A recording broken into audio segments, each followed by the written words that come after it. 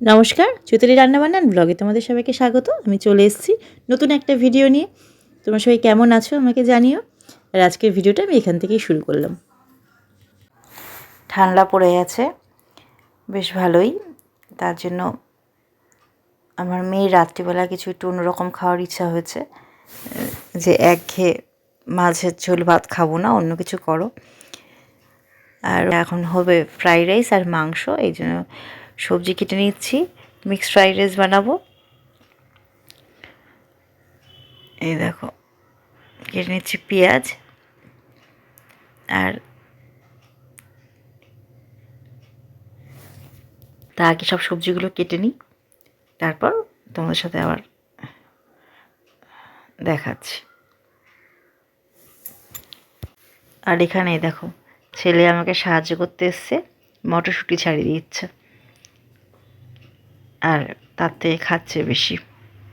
এখানে আমি চিকেন নিয়ে নিয়েছি, চিকেনে আমি একটু দই মাখিয়ে নিচ্ছি, টক দই।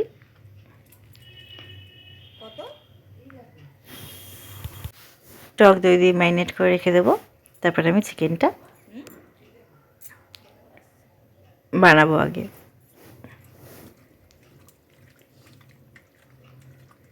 চিকেনটা মেখে রেখে রাখলাম, আর এদিকে আমি কড়াই বসিয়ে দিয়েছি। আগে আমি চিকেনটা বসিয়ে দেব।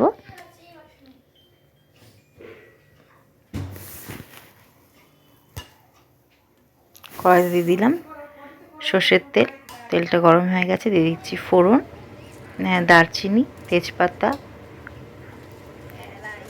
এলাচ দিয়ে পেঁয়াজগুলো আমি ভেজে নেব, একটু লাল লাল করে ভেজে নেব। পেঁয়াজটা দেখো লাল লাল করে ভাজা হয়ে গেছে। এবার আমি এখানে দিয়ে দিলাম টমেটো, টমেটোটা ভালো করে কষিয়ে নেব পেঁয়াজের সাথে। এবার আমি দিয়ে দিলাম চিকেনটা, যেটা টক দই মাখিয়ে রেখেছিলাম, দিয়ে ভালো করে মিশিয়ে নেব। চিকেনটা ঢাকা দিয়ে রান্না করব, ঢাকা দিয়ে দিলাম, দিয়ে আস্তে আস্তে ঢাকা দিয়ে রান্না করলে ভালো সেদ্ধ হয়ে যাবে। এদিকে মাংসটা আবার কষিয়ে নেব, ভালো করে নাড়াচাড়া করে নেব। দেখো ঢাকা দিয়ে রাখলে আস্তে আস্তে জল বেরিয়ে যাবে, সেই জলেই মাংসটা সেদ্ধ হয়ে যাবে। এখন আমি মশলা দিইনি, তাই আমি এবার মশলাগুলো দিয়ে দিচ্ছি। দিয়ে দিলাম আদা বাটা, আদা আর রসুন বাটা দিয়ে দিলাম। এবার ভালো করে মিশিয়ে নেব। দেখো মাংস দিয়ে জল বেরিয়ে গেছে, কিন্তু এই জলটা আমাকে কষিয়ে নিতে হবে। কষালে পরে আস্তে আস্তে করে সব মশলা দেবো আর জলটা আস্তে আস্তে কষাবো। তা কষাতে কষাতেও মাংসটা সেদ্ধ হবে। দিয়ে দিলাম ধনের গুঁড়ো, দিয়ে দিলাম হলুদ পরিমাণ মতন, দিয়ে ভালো করে মাংসটা কষিয়ে নেব। সব মশলাগুলোর সাথে ভালো করে মিশিয়ে নিলাম। এবার দিয়ে দিলাম পরিমাণ মতো নুন,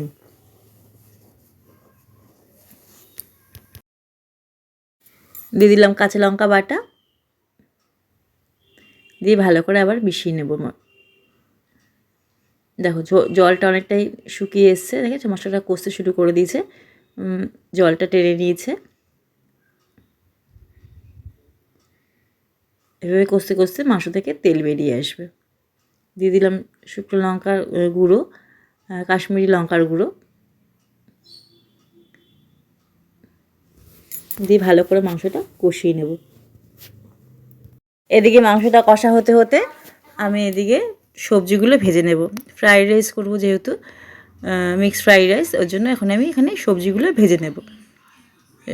দিয়ে দিলাম গাজর, গাজরটা আমি লাল করে ভেজে নেব, খুব বেশি ভাজবো না, হালকা ভাজবো। দেখো গাজরটা ভাজা ভাজা হয়ে এসছে। এবার আমি দিয়ে দিলাম বিনস, বিনসগুলো ভেজে নেব।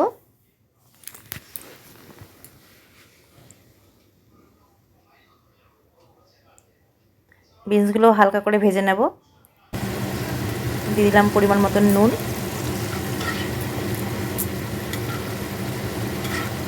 দিয়ে আঁচ কমিয়ে ভাজতে হবে, খুব আঁচ বাড়িয়ে যাবে না। এদিকে মাংসটা আমার কষানো হয়ে গেছে। এবার আমি দিয়ে দেবো গরম জল, দিয়ে মাংসটা ফুটতে দেব।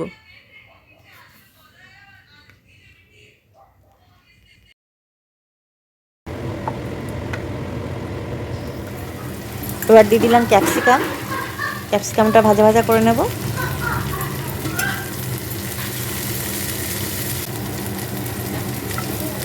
দিয়ে দিলাম মটরশুঁটি। এই সবগুলোই হালকা করে ভেজে নেব।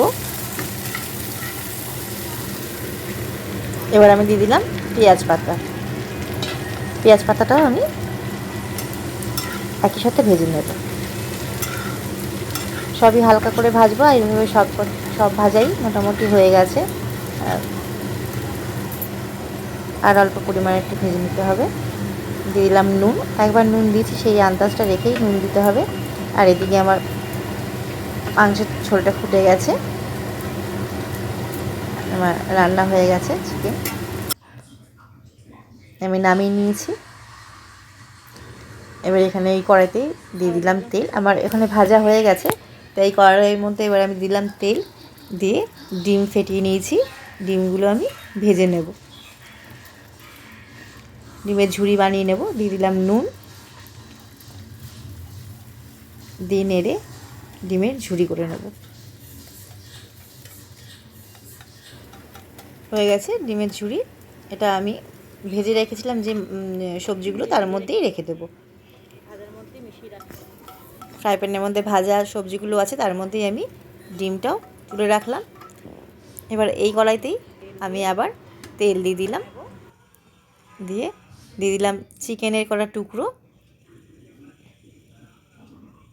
তার মধ্যে দেব পেঁয়াজ,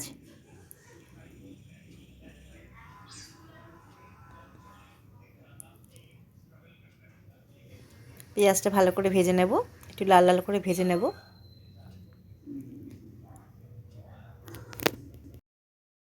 দেখো পেঁয়াজটা আমার লাল করে ভাজা হয়ে গেছে। এবার আমি ওই মশলার ভেজে রাখা সবজিগুলোর মধ্যেই আবার পেঁয়াজটাও রেখে দিলাম। দিয়ে কড়াইতে দিয়ে দেবো ঘি।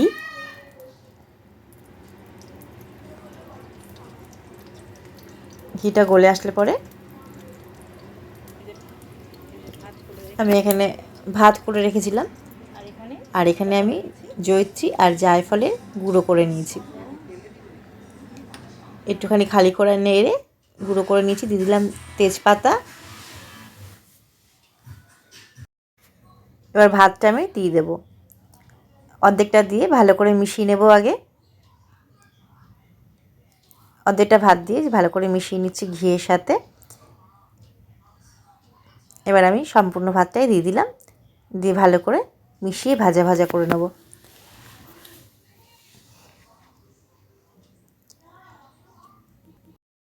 ভাতটা একটুখানি ভাজা ভাজা হয়ে এসছে। এবার আমি ভেজে রাখা সবজিগুলো দিয়ে দিলাম। প্রথমে অল্প করে দিয়ে সবজিগুলোর সাথে মশলাটা ভাতটা মিশিয়ে নেব। এবার যেটুকু ভাজা ছিল সেটাও দিয়ে দিলাম। দিয়ে ভালো করে মিশিয়ে নেব। দুভাগে দিলে পরে আস্তে আস্তে করে ভাতের সাথে ভালোভাবে মিশিয়ে নেওয়া যাবে। ওই জন্য আমি এটা দুভাগে দিলাম। দিয়ে দিলাম জায়ফল আর জয়িত্রীর গুঁড়ো।